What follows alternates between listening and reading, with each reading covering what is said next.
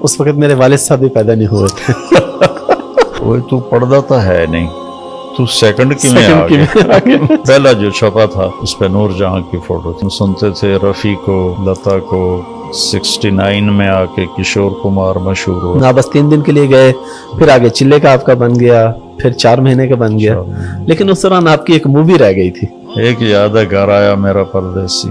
اچھا, اور یہی وہ چیزیں ہیں جو آپ نے بتایا تھا کہ جب عامر خان سے ملاقات ہوئی, شاہد افریدی نے اشارہ کیا کہ بس چلو, تو میں سوچنے لگا کہ تو جا رہا ہے میڈیکل میں, ڈاکٹر بننے, تو یہ تو نے کیا مانگا ہے. اور آپ کو خود کھانے میں کیا پسند ہے؟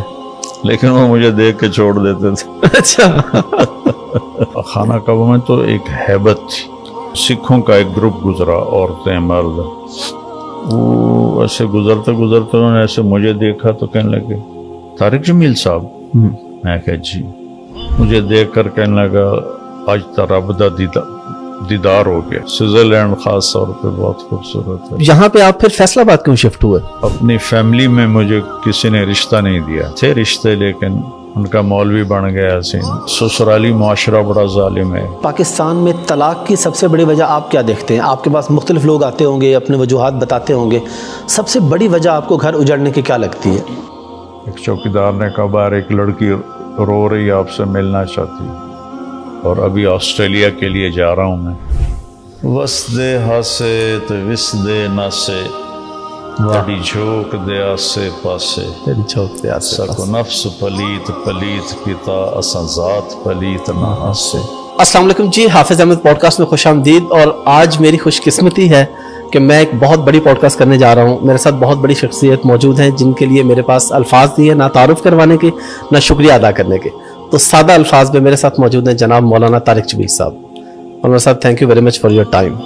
مہربانی جی. تو ابھی آپ کی صحت ماشاءاللہ پہلے سے بہت بہتر ہے الحمدللہ. یو کے سفر آپ کا بہت اچھا رہا ماشاءاللہ, بیانات وغیرہ ہر حوالے سے ٹھیک رہے. جی ماشاءاللہ بہت الحمدللہ. مولانا صاحب آپ سے ملٹیپل ہم نے باتیں کرنی ہیں, آپ کے تبلیغ کی طرف آنے کے بھی, بچپن سے بھی, اور پھر کچھ آگے مزید کچھ اور باتیں ہیں آپ سے. سٹارٹ ہم کرتے ہیں آپ کے بچپن سے کہ آپ کی پیدائش بھی ادھر کی ہے تلمبہ جہاں ہم بیٹھے ہیں, اور اس کے بعد کس طرح آپ کا سفر شروع ہوا اسکول کا, کالج کا, پھر اس کے بعد ہم انشاءاللہ تبلیغ کی طرف جائیں گے. جی بسم اللہ الرحمن الرحیم, والصلاة والسلام علی رسولہ الکریم وعلی آلہ وصحبہ اجمعین. یہ ہمارا آبائی گاؤں ہے, یہیں ہماری پتہ نہیں کب سے نسلیں آباد ہیں. تو میری بھی پیدائش ادھر کی ہے. پرائمری یہاں ہمارا جو اسکول ہے گاؤں کا, اس میں میں نے 5 جماعتیں پڑھی. ہمارا جو اصل آبائی گاؤں ہے وہ یہاں سے کوئی آدھے کلومیٹر کے فاصلے پر ہے. یہ میرے والد اور تایا نے یہ گاؤں آباد کیا تھا 45 میں. تو 45 میں میرے تایا آئے تھے, پھر 48 میں میرے والد آئے تھے. 2 بھائی تھے, انہوں نے یہ گاؤں آباد کیا تھا.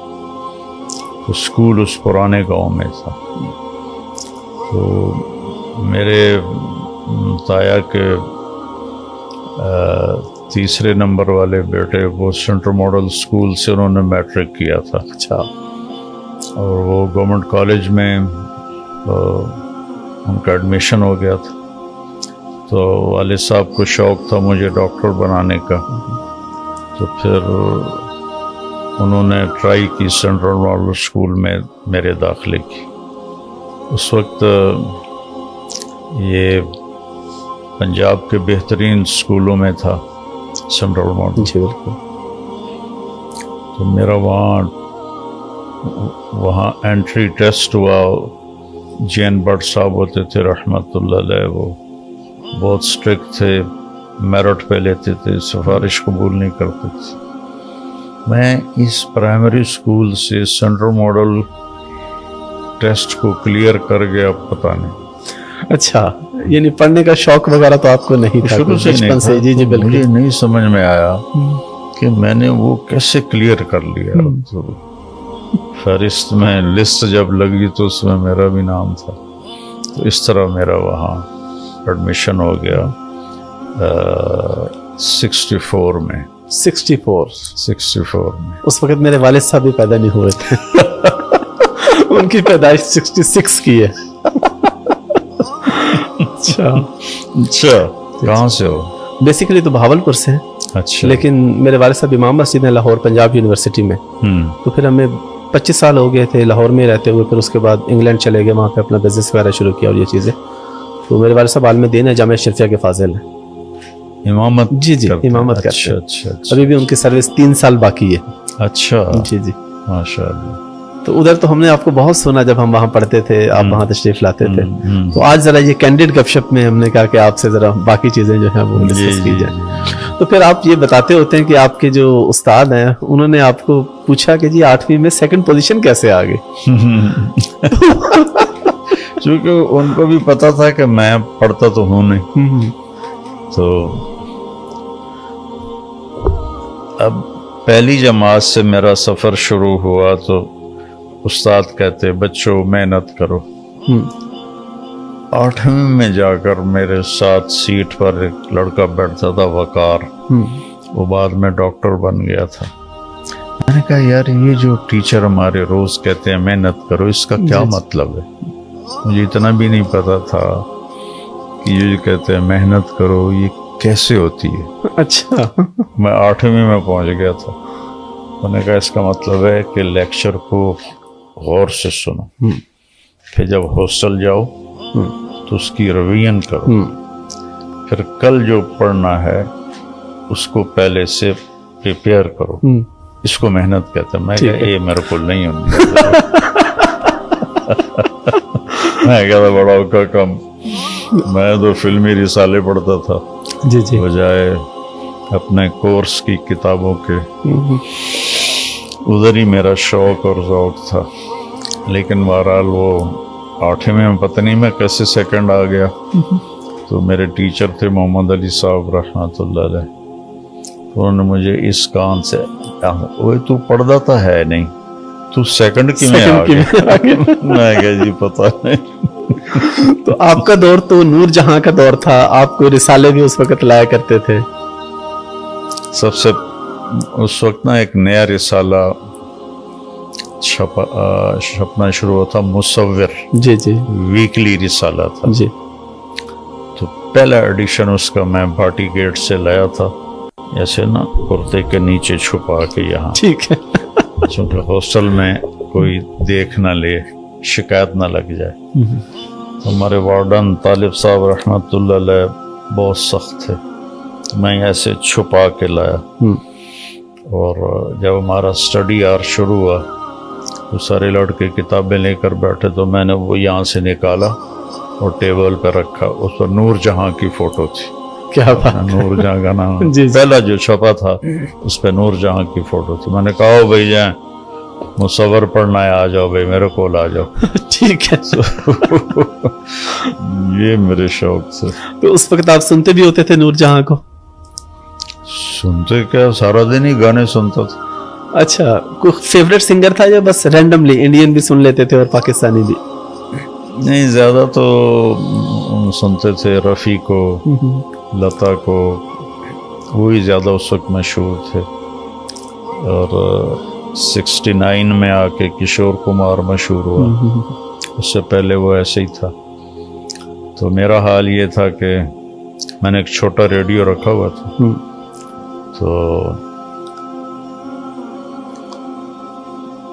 ट्यूशन मेरे वाले साहब ने रखवाई हुई थी भी अच्छे नंबर जी। और 50 रुपए ट्यूशन के थे महीने के, बहुत बड़ी अमाउंट। उस दौर में बहुत बड़ी अमाउंट थी, बिल्कुल। तो मैं वो उसमें वो लगा के ना तार, जी जी, वो जो आई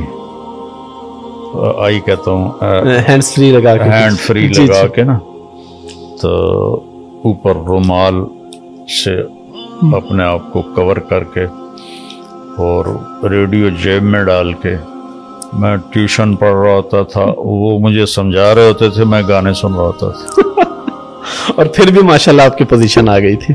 फिर भी आपका फेवरेट गाना कौन सा था उस वक्त का? یہ تو فضول باتیں ہیں بہت سارے تھے اچھا کہ مجھے تو سینکڑوں گانے یاد تھے زبانی. آپ کا حافظہ تو ماشاءاللہ بہت اچھا ہے، تو ابھی بھی یاد ہیں وہ گانے یا آپ؟ کوئی ٹون بجے تو مجھے یہ جو ہمارے نعت خواہ نا، جی جی یہ 60s کے گانوں کی نا کاپی کرتے ہیں کافی سارے. جی جی بالکل. جو ہی وہ کوئی نعت پڑھتے ہیں تو مجھے وہ ٹن ہوتی ہے، وہ ساری سانگ میرے ذہن میں آ جاتا. تو میں اس لیے نعتیں سنتا نہیں ہوں کہ ساری گانوں زیادہ تر تو گانوں کی کاپی گانوں بالکل. کی کاپی ہوتی. ہم کیونکہ بیسیکلی سرائکی اسپیکنگ ہے تو ہم اکثر کوئی نعت وغیرہ سنے تو ہمیں فوراً عطا اللہ کی ٹون کا پتہ چل جاتا ہے کہ یہ عطا اللہ کے فلاں گانے کی کاپی ہے. اچھا. تو یہ بالکل یہ اس طرح ہو رہا ہے. اچھا آپ اس سے تھوڑا سا آگے چلتے ہیں. گورنمنٹ کالج میں بھی آپ کا داخلہ ہو گیا، پڑھتے آپ بالکل بھی نہیں تھے پھر بھی ماشاءاللہ ہو گیا، تو وہ کیسے ہو گیا؟ ایسے ہی ہو گیا جیسے 8ویں میں فرسٹ آ گیا تھا. تو وہاں پہ آپ نے گورنمنٹ کالج میں ٹائم پورا کیا تھا آپ نے یا درمیان میں چھوڑ دیا تھا؟ ایسا تھا کہ FSC کر کے جی جی ایسا تھا کہ میری عادت تھی کہ جب پیپر قریب آتے تھے تو پھر نمازیں شروع کر دیتا تھا. اور جس دن صبح پیپر ہونا ہوتا تھا، اب سارا سال تو پڑھا کوئی نہیں، جی جی تو میں ایسی دعا مانگتا، یا اللہ کل جو پیپر میں کویسچن آنا ہے نا، بک میرے ہاتھ میں تھی، ٹھیک ہے، یہ مجھے تو وہی پیپر وہی کویسچن دکھا دے اور بسم اللہ کر کے کتاب کھولتا تھا. بسم اللہ. اب جو بھی نکل آیا جی ادھر ادھر 10-15 صفحے ادھر ادھر کر کے وہ یاد کر لی. یہ میں کوئی 10-15 دفعہ کرتا تھا. بسم اللہ، پھر بسم اللہ، پھر بسم اللہ. بس وہ بسم اللہ کی برکت سے ہی میں کوئی نہ کوئی اس میں سے آ جاتا تھا. ماشاءاللہ. FSC کی مطلب ایک عجیب قدرت کا کی مدد تھی کہ ہمارا زولوجی کا پریکٹیکل تھا. جی تو اب میں سوچ میں پڑ گیا کہ اب سارا سال پڑھا نہیں، پریکٹیکل کیسے دوں. جمعے کا دن تھا تو میں جمعے کی نماز میں دعا مانگی، یا اللہ جو آج آنا ہے نا پریکٹیکل، وہ مجھے خواب میں دکھا دے. میں جمعہ پڑھ کے سو جاؤں، میں نے تو خواب بھی کھا. ٹھیک ہے. تو میں آیا جمعہ پڑھ کے، کتاب اپنے سرانے کے ساتھ رکھی اور سو گیا. تو میں نے خواب دیکھا کہ میں لیبارٹری میں ہوں اور ہمارے سامنے خرگوش رکھے جا رہے ہیں. ڈسیکشن ہمیں سکھاتے تھے نا، میں FSC کر رہا. جی جی بالکل. فراک کی، کاکروچ کی، ریبٹ کی. اس کے بعد اس طرف سے دروازے سے ایک پروفیسر انٹر ہوتے ہیں، سفید شرٹ، ہاف بازوؤں والی، اور سفید ان کی پتلون تھی. تو انہوں نے 5 کویسچن لکھا ہے. یہ اس میں تھا کوئی سے 4 حل کر. چھٹا وہ تھا ریبٹ. تو میں جب ایک دم میری آنکھ کھلی تو مجھے سارے سوال یاد تھے. میں نے ان کو کھولا، کتاب سے دیکھا اور چلا گیا. جب ہم بیٹھے تو ساتھ ہی خرگوش بے ہوش آنے شروع ہو گئے. میں نے کہا پہلی گل تو پوری ہو گئی. ٹھیک ہے. تو اچھا، تو اس کے بعد وہ اس طرف سے بالکل سفید شرٹ سفید پینٹ میں ہمارے پروفیسر انٹر ہوئے، اسی لباس. اور انہوں نے 5 کویسچن لکھوائے. اللہ. تو ریبٹ کی ڈسیکشن تھی ڈائجسٹو سسٹم کو دکھانے کے لیے کہ اس کو اوپن کریں. ٹھیک ہے. پہلا سوال انہوں نے یہ لکھایا، اگلے 4 مجھے یاد نہیں. تو کوئی سے 4 کرو. تو 4 ان میں وہ تھے جو مجھے خواب میں آئے تھے، اللہ اکبر.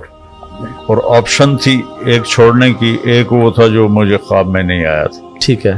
تو سب سے پہلے میں نے ریبٹ کی ڈسیکشن کی اور اس کو اوپن کیا، پیپر حل کیا اور ان کو پکڑا کے میں باہر نکل گیا. اس طرح کر کے کوئی اللہ کی مدد، شروع سے ہی اللہ کی مدد بڑی خاص تھی آپ کے ساتھ. چلے ماشاءاللہ. پھر تبلیغ کا سفر پہلے بھی ہم سنتے رہتے، تھوڑا سا یہ اور پھر اس کے بعد مزید تبلیغ کے حوالے سے آپ سے باتیں. تو تبلیغ کے اندر جس طرح آپ کے دوست آپ کو لے گئے زبردستی، اس وقت آپ کو یہ اندازہ تھا کہ میں جاؤں گا تو پھر میں ادھر کے ہی ہو کے رہ جاؤں گا؟ بالکل کوئی اندازہ نہیں. آپ بس 3 دن کے لیے گئے، پھر آگے چلے کا آپ کا بن گیا، پھر 4 مہینے کا بن گیا. لیکن اس دوران آپ کی ایک مووی رہ گئی تھی، فلم آپ نے دیکھنی تھی، وہ آپ کی رہ گئی تھی. وہ تھی رنگیلا رحمت اللہ علیہ. جب ذرا ہٹ ہو گیا تو اس نے خود فلم سازی شروع کی. تو اس نے اپنی پہلی فلم بنائی تھی دیا اور طوفان، وہ بہت ہٹ ہوئی. تو پھر اس کے بعد اس نے بنائی رنگیلا، وہ بھی بہت ہٹ ہوئی. تو پھر اس نے بنائی 2 رنگیلے. تو 2 رنگیلے جب اس میں لگنے والی تھی تو مجھے 3 دن کے لیے لے گئے. وہ 3 دن سے میرا اللہ نے پتہ نہیں کچھ سمجھ میں نہیں آیا آج تک، سوائے اللہ کی رحمت کی. لیکن یہاں سے پکڑا اور کھینچ لیا. تو جب میں نے 4 مہینے کا ارادہ کر لیا تو اگلے جمعے وہ ریلیز ہو رہی تھی. تو میں نے امیر سے کہا کہ میں تو 3 دن کے لیے آیا تھا اور میں نے 4 مہینے کر دیے ہیں، تو میرے پاس پیسے بھی کوئی نہیں، کپڑے بھی کوئی نہیں. تو مجھے 1 دن کی اجازت دو، میں کپڑے بھی لے آؤں، پیسے بھی لے آؤں. اور تھا کہ میں 2 رنگیلے دیکھ کے پھر وہ بھی دیکھوں. ٹھیک ہے. تو وہ کہنے لگے تیرا میرا ماپ ایک ہی ہے، تو کپڑے بھی دیتا ہوں، پیسے بھی لے دیتا، اور تم واپس نہ جاؤ. ٹھیک ہے. تو وہ تو میں نے ایسے ہی جھوٹ بولا تھا. جی. تو وہ اللہ تعالیٰ کی رحمت ہوئی، انہوں نے مجھے روک لیا، جانے نہیں دیا. چلا جاتا پھر شاید دوبارہ میں واپس نہ جاتا. تو اس طرح میرے اللہ نے مجھے آگے چلا. الحمدللہ. کوئی آپ کے ایسے دوست بچپن کے جن کو آپ نے کوشش کی ہو کہ یہ تبلیغ کی طرف آ جائیں اور وہ نہ آ سکے ہوں؟ ایسے ایک بھی نہیں آیا. ایک بھی نہیں آیا؟ جو میرے کالج اسکول کے دوست. اچھا. ویسے ان سے گپ شپ ملاقات؟ اکثر تو فوت ہو گئے ہیں، باقی جو زندہ ہیں ان سے بہت محبت پیار ہے. جو مجھے پکڑ کے لے گیا تھا وہ 2 سال پہلے فوت ہوا ہے. وہ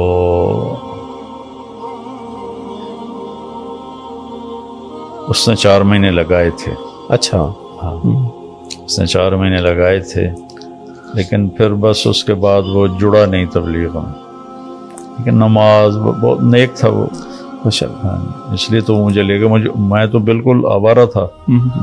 تو گٹار بھی بجا لیتے تھے آپ؟ نہیں، بینجو. اچھا بینجو. اس وقت گٹار نیا انٹروڈیوس ہو رہا تھا، تو گٹار کے جاننے والے اتنے تھے کوئی نہیں، بینجو بجا لیتا تھا. اور گانے آپ نے کب تک گائے؟ کالج میں بھی آپ سناتے تھے گانے؟ پرائمری اسکول سے شروع کیے تھے. جی شروع پرائمری سے، اور تبلیغ میں جاتے تک آپ سناتے ہوتے تھے گانے؟ بلکہ میری تو ڈیمانڈ 2 دفعہ ہوتی تھی، چونکہ لڑکے ہی گاتے تھے اپنے فنکشن میں. جی.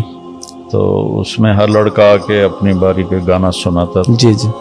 میں اپنی باری پہ سنا کے بیٹھتا، تو فنکشن ختم ہونے سے پہلے پھر لڑکے شور مچاتے بھائی طارق جمیل اگین، پھر میں دوبارہ سناتا. کون سا گانا سنایا کرتے تھے آپ زیادہ تر؟ بہت سارے تھے. جی بس ایک یاد ہے، گھر آیا میرا پردیسی. اچھا. آوارہ فلم کا تھا. اور آپ کو تو اس وقت کا وہ سارا یاد ہوگا کہ کون سی فلم، کس پہ گانا، کس پہ فلم. اچھا ابھی تک یاد ہے وہ چیزیں؟ یہ آوارہ فلم 12 لاکھ میں بنی تھی اور 8 لاکھ صرف اس ایک گانے پر لگے تھے، گھر آیا میرا پردیسی، اور 4 لاکھ میں باقی بنی تھی. نرگس پہ فلم، نرگس اور راج کپور پہ اس کو فلمایا گیا تھا. تو وہ جو اس وقت کی چیزیں ہیں وہ نکلی نہیں حافظے سے. اور یہی وہ چیزیں ہیں جو آپ نے بتایا تھا کہ جب عامر خان سے ملاقات ہوئی تو آپ نے جب اس کو اتنا کچھ بتایا تو وہ پھر وہ ریلیکس ہو گیا. پہلے ڈرا ہوا تھا مولوی صاحب ہیں پتہ نہیں کیا کہیں، لیکن جب میں نے باتیں فلموں کی اور میں نے اندازہ لگا لیا کہ یہ بالی ووڈ پرانے کو اتنا نہیں جانتا جتنا میں جانتا ہوں. جی جی. وہ بڑا امپریس ہو گیا، پھر ریلیکس ہو گیا. پھر آدھے پونے گھنٹے کے بعد مجھے شاہد افریدی نے اشارہ کیا کہ بس چلو اتنا ہی ٹائم ہے. تو میں نے اس سے کہا اجازت ہے ہم چلیں؟ کہ نہیں آپ کے ساتھ بہت اچھا لگ رہا ہے، آپ بیٹھیں. اور پھر ٹیبل سے اٹھ کر ہم صوفے پر آ گئے. پھر میں نے اس سے کہا کہ آپ حج پہ آئیں، آپ کو اللہ کے نبی کا حج سناؤں. تو اس وقت تک وہ ریلیکس ہو چکا تھا، ایزی تھا. ان کا جی ضرور سنائیں. پھر میں نے کوئی 1.25 گھنٹہ اس سے بات کی تو وہ ایسے کر کے ایسے بیٹھ کے سنتا رہا. گھٹنے اٹھائے ہوئے تھے، ان پر یہ کونیاں رکھی تھیں اور ایسے. اگلے دن پھر اس نے انٹرویو میں دیا کہ مجھے کسی نے حج نہیں بتایا. انڈیا میں کسی عالم، پاکستان کے ایک عالم تھے جنہوں نے مجھے حج بتایا. ماشاءاللہ. اور ان سے بہت دوستی ہو گئی تھی.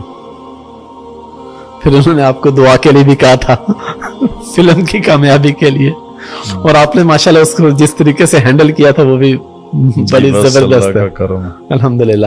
اچھا مولانا صاحب، یہ تو سب لوگ جانتے ہیں کہ جب آپ تبلیغ کی طرف آئے تو آپ کے والد صاحب ناراض تھے، والدہ نے آپ کو 300 روپے دیے، اور مزے کی بات ہے کہ تب $1 1 روپے کا ہوتا تھا جب آپ کو 300 روپے ملے. اور یہ کس سن کی بات ہے؟ یہ 72. آپ نے والد صاحب کو منایا کس وقت، کس سن میں، جب وہ پراپر مان گئے کہ ٹھیک ہے آپ سے راضی ہو گئے؟ وہ کتنے عرصے بعد ہوا اور کس طریقے سے منایا آپ نے والد صاحب کو؟ اس میں 2 چیزیں تھیں. جی. ایک تو ان کے یہاں ہمارے قریب کا سوال ہے، پھسائی وال ہے. جی. وہاں سے ان کے دوست تھے ذمہ دار، وہ تبلیغ میں پہلے سے لگے ہوئے تھے. تو میرے لگنے کی وجہ سے ان کی آمد شروع ہوئی.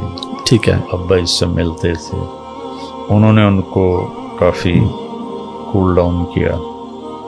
اور دوسرا، میں جب گھر آتا تھا تو میں ان کی فزیکلی خدمت کرتا تھا. ان کو عادت تھی دبوانے کی. ٹھیک ہے. تو رات کو نوکر آتا تھا اور وہ دباتا تھا. تو جب تک میں ہوتا میں نوکر کو ہٹا دیتا تھا اور میں خود ان کو دباتا تھا.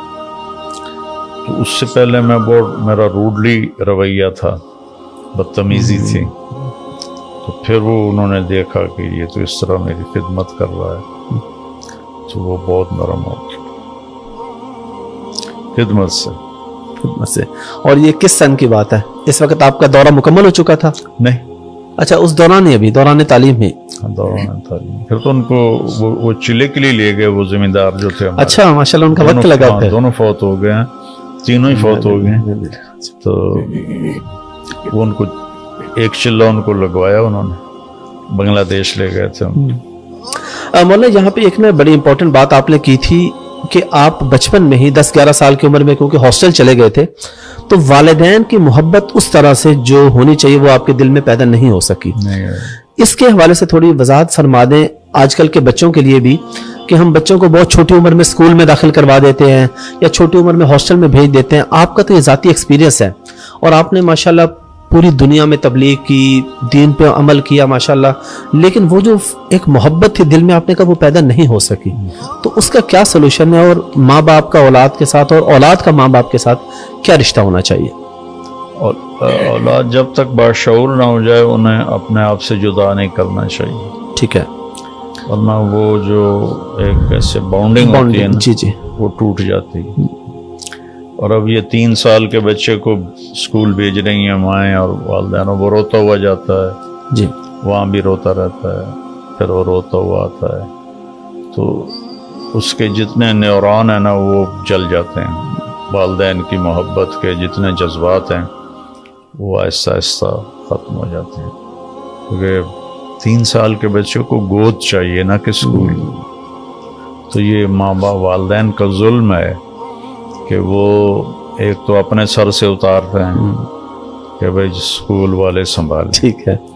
اور اس میں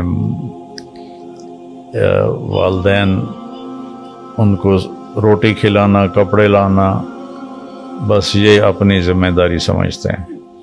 ان کو ناشتہ کرانا اور ان کے کپڑے بدلانا، ان کو تھوڑی آؤٹنگ کرانا، لیکن ان کو کمپنی نہیں دیتے، گود نہیں دیتے، جس سے اولاد اور والدین میں فاصلہ ہے اور وہ ماں باپ کے ساتھ وہ تعلق نہیں ہے. چونکہ میں نے تو اس کو بھگتا ہوا ہے، میں نے اس سے اس گھاٹی سے میں گزرا ہوں. جی جی. جب میرے آرام ماں باپ کے ساتھ رہنے کا وقت تھا تو اب اس سیٹ اپ سے مجھے نکال کے ہاسٹل میں ڈالا جہاں مجھے کھانا کھانے کچن جانا ہے اور مجھے کپڑے دھلانے کے لیے دھوبی کے پاس جانا ہے، مجھے بستر اپنا خود اٹھانا ہے، کپڑے اپنے خود سنبھالنے ہیں. تو اور اوپر سے دوری، اداسی، وہ ٹوٹ پھوٹ گیا اندر. 3 سال بعد پھر دل سخت ہو گیا تھا کچھ بھی. اس کے مقابلے میں میرا جو چھوٹا بھائی تھا وہ اتنا پیار کرتا تھا والدہ سے. تو میں اپنی بیگم سے کئی دفعہ کہا کہ جیسے ترمیاں لاڈ کرتا ہے ماں سے، میرے اندر یہ چیز نہیں اٹھتی. اور اس کی مین وجہ ہوئی تھی جب بہت چھوٹی عمر میں مجھے باہر بھیج. 7 سال تک تو اللہ کا نبی کہتا نماز کا نہ کرو، 10 سال میں جا کے نماز کی پابندی کرواؤ. تو یہ 3 سال کے بچے کو وہاں بھیج رہے ہیں، جب وہاں وہ اس کو وہ کھیلتے ہیں، وہ ان کو کھلاتے ہیں اور ان کو بہلاتے ہیں. تو یہ کام ماں کرے، ماں کرے گی تو بچے کے اندر ماں کی محبت آئے گی. اب تھوڑے سے بڑے ہوتے ہیں تو پھر وہ ماں باپ کے سامنے کھڑے ہو جاتے. مولانا تبلیغ کی کچھ کارگزاریاں تو آپ سے سنیں گے، لیکن ایک جو بڑی امپورٹنٹ چیز ہے جس پہ آپ بات کرتے رہتے ہیں، فرقہ واریت پہ، کہ یہ نہیں ہونی چاہیے. ہمارے ہاں یہ دیکھا جاتا ہے کہ محرم ہے تو وہ شیعوں کے ساتھ ریلیٹ ہو گیا، ربیع الاول ہے تو بریلویوں کا ہے، اہل حدیثوں کا فلاں مرکز ہے، دیوبندیوں کا فلاں مرکز ہے. تو کیا دین میں ایسی کوئی چیز ہے یا یہ سب ہمارے ہی ہیں، سب ایک دوسرے کے ہیں؟ تو وہ محبت ہمارے اندر کیوں نہیں پیدا ہو پاتی ایک دوسرے کو برداشت کرنے کی؟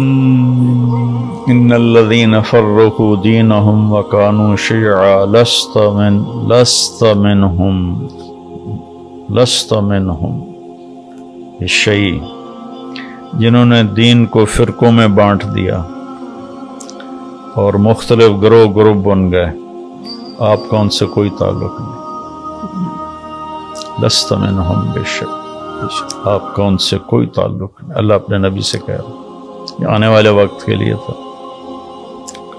تو اختلاف تو ایک فطری چیز ہے، جی بالکل، لیکن اس کے بھی آداب ہیں. یہ تو نہیں جو ہمارے بر صغیر میں ہو رہا، ایسا تو کہیں بھی نہیں ہے. میں تو ساری 100 ملک پھرا ہوں، بالکل ایسے کہیں بھی ایسی گمراہی نہیں ہے کہ ایک کافر کافر کافر کافر. بہت اخلاق سے گری ہوئی زبان ہے بدقسمتی سے بولنے والوں کی. اور ابھی ماشاءاللہ اس میں کافی بہتری آ رہی ہے، آپ کا اس میں بڑا کام ہے ماشاءاللہ. اس کے بعد نئی نسل الحمدللہ اس سے کافی چھٹکارا پا رہی ہے. بلکہ آپ کی تو شہنشاہ حسین نقوی صاحب سے ملاقات بھی ہوئی، وہ آپ کے پاس آئے. تو اس سے پہلے تو ہم نے ایسے اچھا تو وہ بھی اسی طرح وہ آپ کے بارے میں بڑا یہ بات کرتے ہیں کہ جس طرح ہم لوگ مولانا کو سنتے ہیں اس طرح ہر مسلک کے لوگ سنتے ہیں. تو یہ چیز بڑی اچھی ہونی چاہیے. تو ان کے ساتھ جب آپ ملے تو آپ کو کیا ڈفرنس نظر آیا کسی اور مسلک والے میں اور ان میں؟ میں اس نظر سے دیکھتا ہی نہیں ہوں کہ مسلمان ہے بس میرے لیے اتنا ہی کافی. بالکل بالکل، اور یہی چیز ہونی بھی چاہیے. جی اسی کی آپ تبلیغ بھی کرتے ہیں. کوئی کارگزاری آپ کو یاد ہے تبلیغ کے وقت کی، شروع کے وقت کی کوئی؟ 52 سال گزر گئے ہیں. بہت ساری ہوں گی. بہت ساری ہیں. بس وہ جب جس سے نئی نسل کو کوئی میسج جا سکے. ہاں، جب میں 3 چلے لگا رہا تھا تو میری اس وقت عمر 18 سال تھی. جی. تو رمضان شریف بیچ میں آ گیا اور ایک بہت ٹف سفر تھا پیدل ہمارا. یہ قصور سے دیپال پور جاتے ہوئے راستے میں ایک جگہ آتا ہے اڈا مائی رابو. جی. وہاں سے ہم پیدل چلے اور 1 مہینے کا سفر کر کے پھر دیپال پور روڈ پہ قلعہ سوندا سنگھ تھا، وہاں سے بس پہ چڑھے اور واپس رائمنڈ گئے. تو اس میں ویسے ہی معلوماتی طور پہ جی جی کہ رائمنڈ سے وہاں تک جانا، پھر وہاں سے واپس آنا، پھر وہاں سارا ہم نے خود ہی پکایا، کسی کو پتہ ہی نہیں تھا یہ کون لوگ ہیں. تو ہمارے 27 روپے خرچ ہوئے تھے اس میں 1 مہینے. 1 مہینے میں. ہاں، کرایہ سمیت سارا کچھ. تو میں نے رمضان میں دعا مانگنی شروع کی، یا اللہ لیلۃ القدر نصیب فرما، اور ساتھ یہ کہتا تھا کہ یا اللہ پیدل سفر ہے، 5 راتاں میں کوئی نہیں جاگ سکتا. دسمبر کا رمضان تھا، لمبی رات، جڑی رات آمنی ہے مینوں بھی کھا دے. روز دعا مانگ، روز دعا مانگ. تو ہم ایک اہل حدیث کے گاؤں میں تھے، راجووال ایک اہل حدیث کا گڑھ ہے جس کے پیچھے گاؤں تھا، راجووال مین روڈ پر. تو رات کے 12 بجے تھے، 21ویں کی رات تھی، 21 رمضان. تو مجھے کسی نے یہاں سے پکڑ کے اٹھا دیا. تو میں ایک دم پریشان ہو کے ادھر ادھر دیکھنے لگا، کیا اٹھایا میں نے؟ مسجد میں کوئی بھی نہیں تھا، اور میں اٹھا تو میرے اوپر نیند کا اثر بھی کوئی نہیں تھا، فریش. گھڑی دیکھی تو 12 بج رہے تھے رات. میں پھر رضائی لے کے لیٹ گیا. ایک دم مجھے یاد آیا آج تو 21 کی رات. تو پھر میں نے کہا یہ اللہ کی طرف سے اس نے مجھے اٹھایا. میں نے رضائی ایک طرف رکھی اور باہر نکل گیا.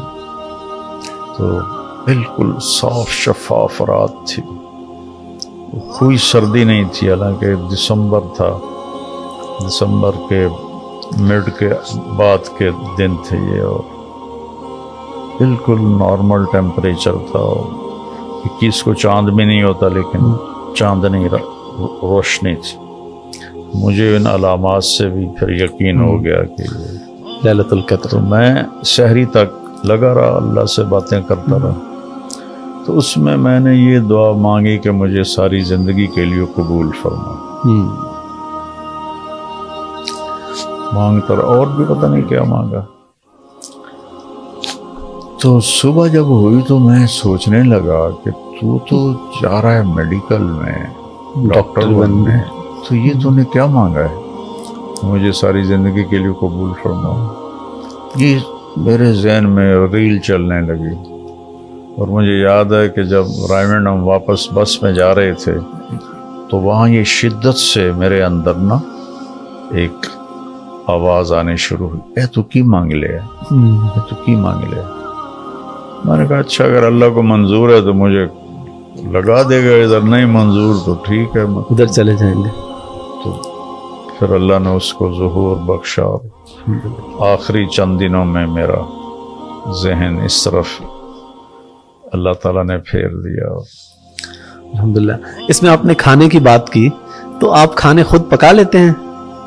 تبلیغ میں تو آپ نے کافی سارے پکائے ہوں گے، ابھی بھی کبھی کبھی کوکنگ کرتے ہیں؟ کوئی شوق ہے؟ نہیں، اب تو پہلے کرتا تھا.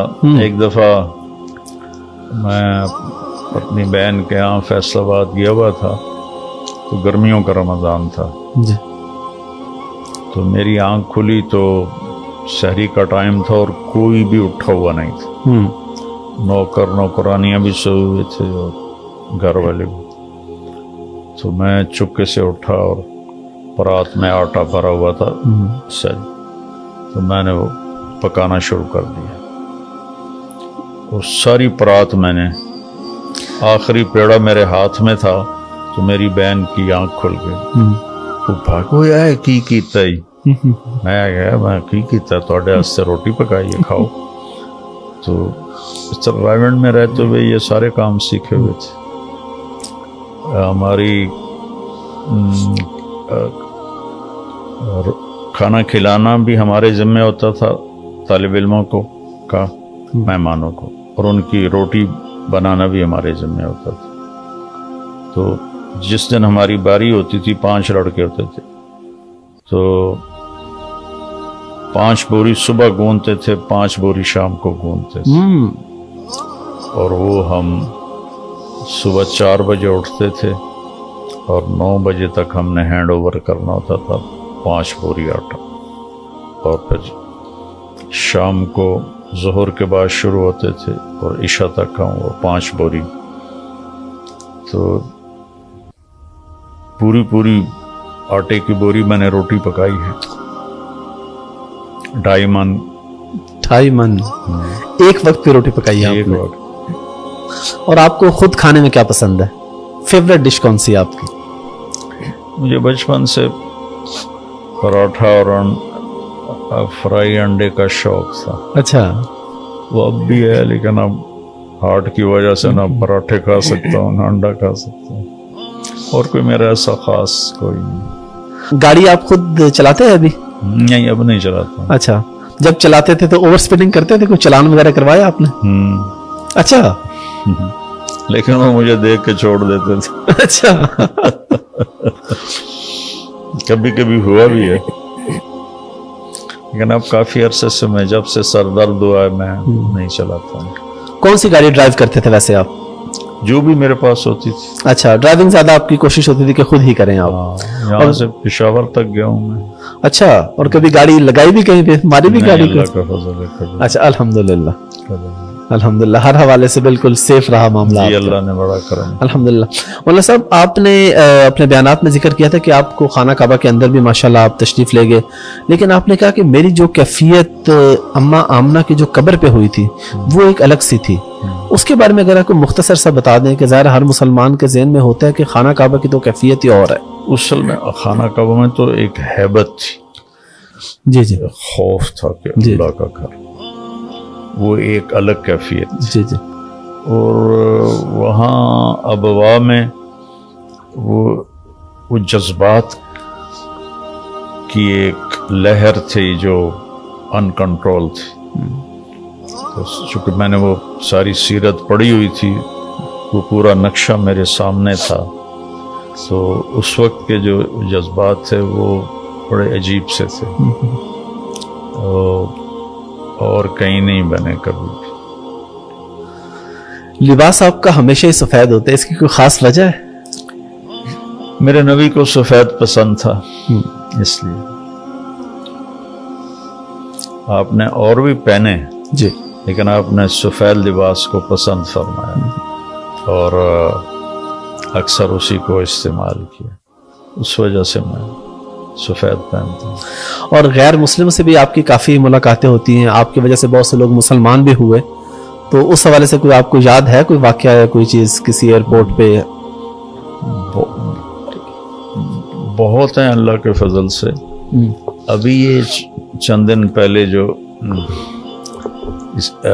पिछले साल रायमंड का इज्तिमा था, तो हम वाघा बॉर्डर गए हुए थे अपने मेहमानों को लेने के लिए जो इंडिया से आते हैं इज्तिमा के लिए। जी जी। अभी वो गेट खुल गया तो लोग आने शुरू हुए, तो हमारे मेहमान अभी नहीं आए थे, तो हम बिल्कुल गेट के पास खड़े हुए थे। वो रेंजर वाले मुझे ले गए आगे, तो सिखों का एक ग्रुप गुजरा, औरतें मर्द। वो ऐसे गुजरते गुजरते उन्होंने ऐसे मुझे देखा तो कहने लगे, तारिक जमील साहब। मैं कहा जी, असी तुहाडा बयान सुनने हैं, तुसी बड़ा सुंदर बयान कर दे। दूसरा सिख कहने लगा, कर दे रही हो। वैनकूवर एयरपोर्ट पे اترا تو سامنے سے ایک نوجوان آ رہا تھا, کلین شیو تھا. تو مجھے دیکھ کر کہنے لگا آج تیرا ابدا دیدار ہو گیا. تو میں اس کے اس جملے سے سمجھا کہ مسلمان نہیں ہے, غیر مسلم ہے. جی آج تیرا ابدا دیدار ہو گیا, بس ہن میرا کام بن جانا جڑے کام میں جا رہے ہیں. تو میں کہا بھائی تو کون ہے؟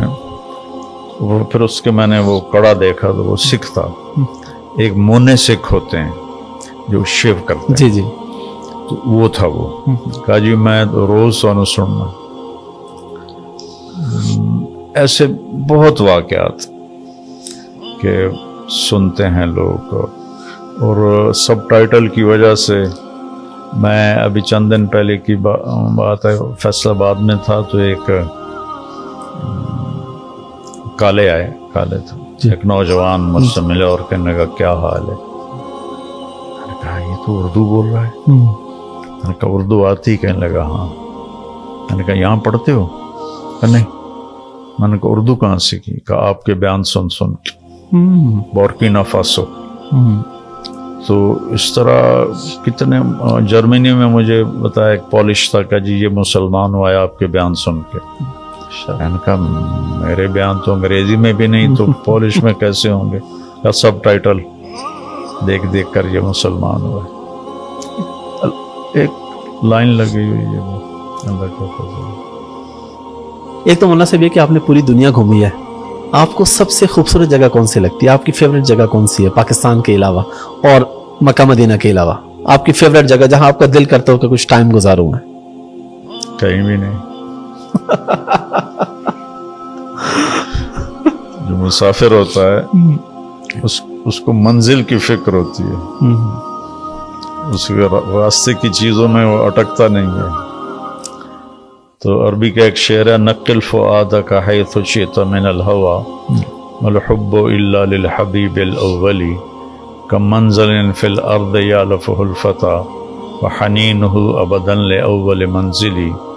اس کا خلاصہ یہ ہے کہ جتنا پھرو اور جہاں پھرو اور جس سے مرضی پیار کرو, پہلا عشق ہی ہمیشہ دل میں رہتا ہے. پہلا عشق ہی ہمیشہ دل میں رہتا ہے. اور کتنی سیر گاہوں میں جاؤ لیکن اپنا گھر پھر بھی یاد رہتا ہے. تو میرے لیے تو یہ سب سے خوبصورت جگہ ہے. لیکن بہت ملک دیکھے ہیں, یورپ سارا ہی خوبصورت ہے, سارا یورپ دیکھا ہے. سوئٹزرلینڈ خاص طور پہ بہت خوبصورت ہے. اچھا ماشاءاللہ. میں ابھی ایک ہفتے بعد سوئٹزرلینڈ جا رہا ہوں ویسے فیملی کے ساتھ, تو چلیں وہ بھی ضرور دیکھیں گے. تو یہاں پہ آپ پھر فیصل آباد کیوں شفٹ ہوئے؟ پورا پاکستان تو لمبا چھوڑ کے جب آپ کسی شہر میں گئے. شادی ہوئی. اچھا. یہاں تو اب جس وقت 80s میں یہاں کا ماحول بہت ڈفرینٹ تھا, تو اپنی فیملی میں مجھے کسی نے رشتہ نہیں دیا. تھے رشتے لیکن ان کا مولوی بن گیا ایسے نہیں دیا. تو پھر میری فیصل آباد میں شادی ہوئی اور میری بیوی کو ایک گاؤں اور ایک جانگلیوں کا گاؤں. ہم تو لوکل لوگ ہیں نا, مہاجر نہیں ہیں. جی جی. مہاجروں میں پھر بھی تھوڑی سینس ہوتی تھی. جی جی. یہ تو بالکل ہی کوئی جہالت بھی اور سب کچھ تھا. تو پھر اسے یہاں رکھنا بڑا مشکل تھا چونکہ میں تو غیر حاضر ہوتا تھا. جی جی جی جی. میں تو رائمنڈ ہوتا تھا, 2 مہینے کے بعد آتا تھا, ہفتے 10 دن کے لیے. تو پھر اس کو اتنا مجاہدہ دینا یہ اس بہت نامناسب تھا, تو اس لیے مجھے وہاں رہائش رکھنی پڑی. تو اس کو پھر میں وہاں چھوڑ دیتا تھا, والدین کے پاس قریب تھے بالکل.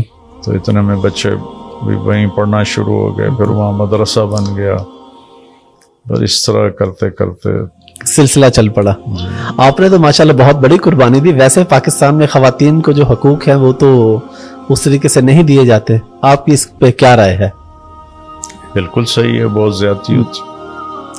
یہ جو وہ نہیں عورتیں نکلتی جو وومن ڈے مناتی جی جی بالکل. یہ اس زیادتی کا ریئیکشن ہے. لیکن یہ مطلب آپ اوپر سے چلو اور پسنی تک چلے جاؤ، بیٹیوں کو وراثت کوئی بھی نہیں دیتا. بالکل ایسا. نہ یہ کے پی کے والے، نہ پنجاب والے، نہ سندھ والے، نہ بلوچستان والے. اور پھر دیہاتوں میں خاص طور پر جہاں چاہتے ہیں اس کا رشتہ کر دیتے ہیں، اس سے کوئی نہیں پوچھتے. شہروں میں بھی یہی حال ہے، اور ان کو مجبور کیا جاتا ہے، زبردستی کی جاتی ہے، اور ایموشنل پریشر ڈالا جاتا ہے. لڑکا انکار کر دے تو تھوڑا بہت ہنگامہ ہوتا ہے، لڑکی معذرت کر دے تو طوفان کھڑا ہو جاتا ہے. پھر سسرالی معاشرہ بڑا ظالم ہے. کہیں لڑکیاں ہو جاتی ہیں بدتمیز اور گھر اجاڑ بیٹھتی ہیں، لیکن 99% تو سسرال کی شدت اور سختی، ایک لڑکی اپنا گھر، ماں باپ، بہن بھائی، سہیلیاں، عادات، اپنا ٹائم ٹیبل، سب کچھ چھوڑ کے ایک بول پہ ایک لڑکے کے ساتھ چلی جاتی ہے، تو اس کی کتنی قدر کرنی چاہیے. لیکن اس کا الٹا ہوتا ہے. جس ڈائی میں کوئی چیز بنتی ہے نا، وہ جتنی قیمتی چیز ہوتی ہے اس سے زیادہ قیمتی ڈائی ہوتی ہے. بالکل ٹھیک ہے. اس میں ذرا بھی خراش آ جائے چینج کر دیتے ہیں. بالکل ایسے. مرسڈیز کی ڈائی کتنی مہنگی ہو. بالکل. ٹھیک ہے. تو تھوڑی سی بھی خراش آ جائے تو وہ اس پر پروڈکشن پر آ جاتی ہے، تو پھر ڈائی کو چینج کرتے ہیں. دنیا کی سب سے قیمتی چیز انسان ہے، اور یہ ماں کی ڈائی میں تیار ہوتا ہے. ماں کا رحم اس کی ڈائی ہے، اور غلط رویے اور بدتمیزیاں اور مار پٹائی تک، وہ اس حد تک اس پر شدت آتی ہے کہ اس کی ڈائی ٹوٹ پھوٹ جاتی ہے. جو بچے پیدائشی وہ ڈپریشن کے مریض پیدا ہو رہے، تو اللہ کے نبی نے فرمایا یہ جو میرے مدینے کے لوگ ہیں بہت اچھے لوگ ہیں.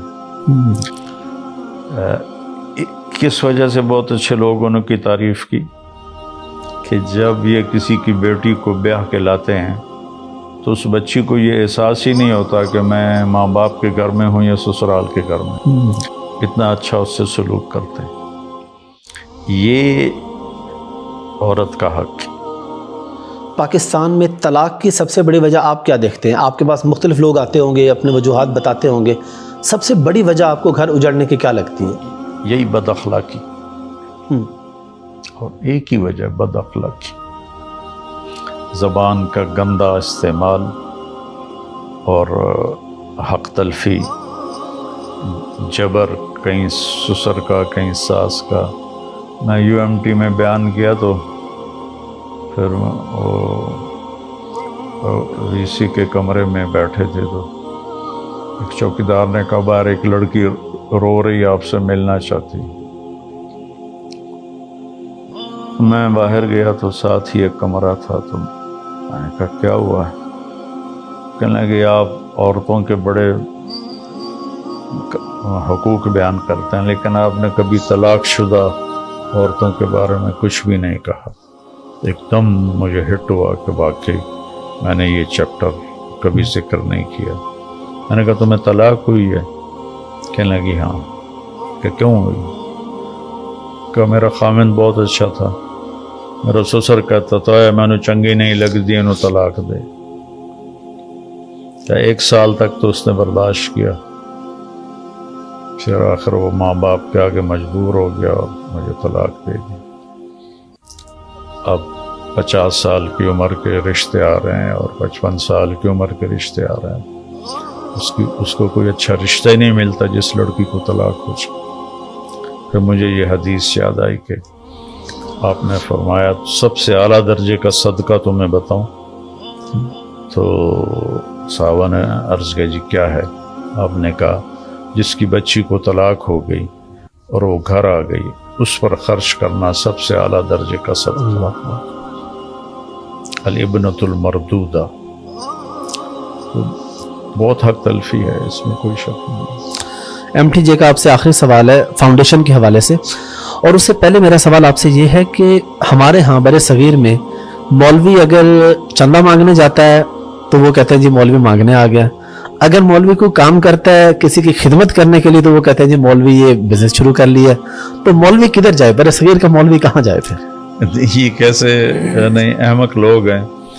جس امام کا ہم فالو کرتے ہیں ابو حنیفہ، جی وہ کوفے کا سب سے بڑا تاجر تھا کپڑے کا، کوفے کے سب سے بڑے تاجر تھے کپڑے کے، تو پھر تو امام اور پھر اس سے اور پیچھے چلے جائیں صحابہ کرام پہ رضی اللہ عنہ، بالکل سب کام کرتے تھے۔ عبد الرحمن بن عوف رضی اللہ تعالیٰ عنہ جیسی دولت کس کے پاس ہوگی؟ عثمان رضی اللہ تعالیٰ عنہ، حضرت عبد الرحمن، سب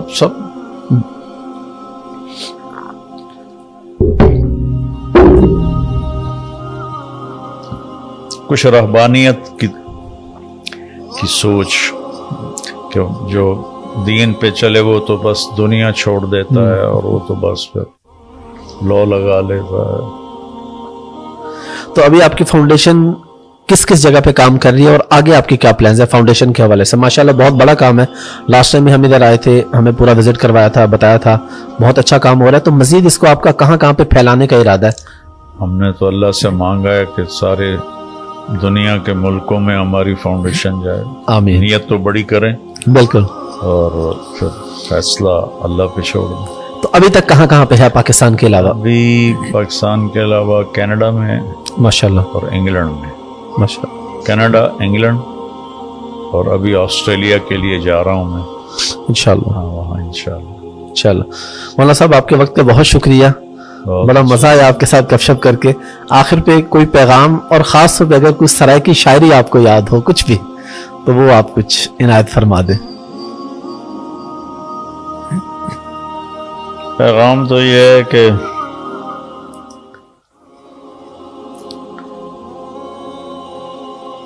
اپنے معاشرے میں جھوٹ بہت زیادہ ہے، تو میری ساری قوم سے درخواست ہے سچ بولنے کے عادی بنے، کہ سچ نجات دیتا ہے اور جھوٹ ہلاک کرتا ہے۔ اور دوسرا، کسی کے ساتھ دو نمبری نہ کریں، دھوکہ نہ دیں کسی کو۔ ہمارے نبی کی دو صفتیں ہائی لائٹ ہوئی، حالانکہ بے شمار ہیں، صادق اور امین، امانت دار، سچا۔ سارے اسلام کو دو لفظوں میں بیان کیا جائے تو سچائی اور دیانتداری، یہ دو اس کی روٹس ہیں، اوپر سارا درخت ہے۔ اور کفر کو دو لفظوں میں بیان کیا جائے تو جھوٹ اور فراڈ ہے، اس کی یہ دو روٹس ہیں۔ تو ایک سچائی آ جائے، ایک دیانتداری آ جائے، تو ہمارے اللہ کی رحمت کے دروازے کھل جائیں۔ یہ میرا چھوٹا سا بابا۔ اور شاعری کو یاد ہے کوئی سرائکی یا کوئی اور شاعری؟ وسدے ہاسے تو وسدے ناسے، تڑی جھوک دے آسے پاسے، تیری چھوک دے آسے سکو پاسے۔ نفس پلیت پلیت کتا اساں ذات پلیت نہ ہاسے۔ خواجہ غلام فرید۔ جی جی بالکل، بہت شکریہ مولانا صاحب، مہربانی۔ اس وقت میرے والد صاحب بھی پیدا نہیں ہوئے تھے۔ وہ تو پردہ تو ہے نہیں، تو سیکنڈ کی میں آ گیا۔ پہلا جو چھپا تھا اس پہ نور جہاں کی فوٹو تم سنتے تھے